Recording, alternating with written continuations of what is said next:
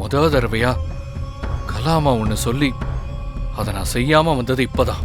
மாப்பிள, அது மட்டுமா முதல் தடவை? இது வரைக்கும் என் மாப்பிள எதுக்காகவும் சென்டிமெண்டா ஃபீல் ஆனதே இல்லை. ஆனா அந்த ரிஷி வீட்டில் அவங்க பாசத்தை பார்த்து அப்படி உடஞ்சில்ல போயிட்ட.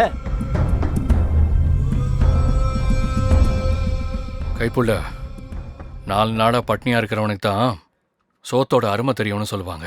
அந்த மாதிரி தான் எதுவும்.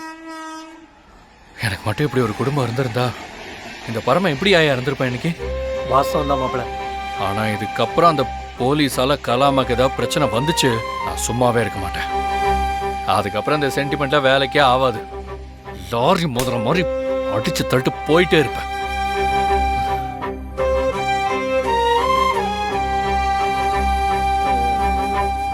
பரமா, நீ நல்லவனா கெட்டவனா?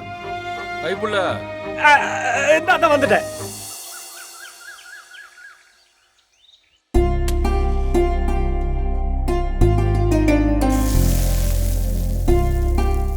இளமதி, இளமதி, வீட்டுல யாரா இருக்கீங்களா?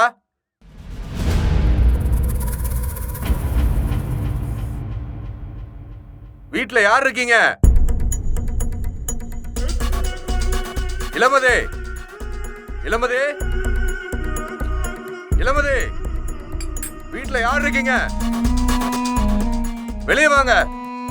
இளமதி, யாரு?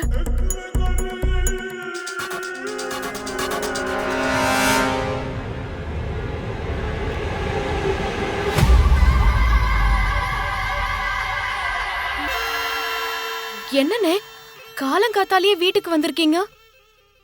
ஏமா எங்க எல்லாருக்கும் நாமத்தை போட்டு ஓடிடலான்னு பாத்தியா?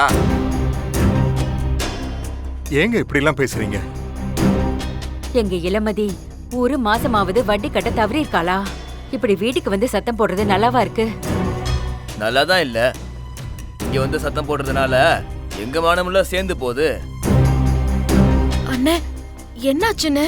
மாசம் தவறாம வட்டி கொடுத்துட்டு வர என்ன நம்ப மாட்டீங்களான்னு? இளமதி, உனக்கு உன் கடையை நம்பிதான் நாங்க உனக்கு கடனே கொடுத்தோம். வேற கடங்காரங்க வந்து நேத்து உன் கடையை இழுத்து மூடிட்டதா கேள்விப்பட்டோம். அப்புறம் எந்த நம்பிக்கையில உனக்கா காத்துக்கிட்டு இருக்கிறது சொல்லு? அண்ணே, என்னோட சரக்கெல்லாம் திருடு போயிடுச்சுன்னு. அது கிடைச்சிருச்சுன்னா அந்த ஆர்டரை கொடுத்து பணத்தை வாங்கி பாதி கடனை அடைச்சிருவேன்னு.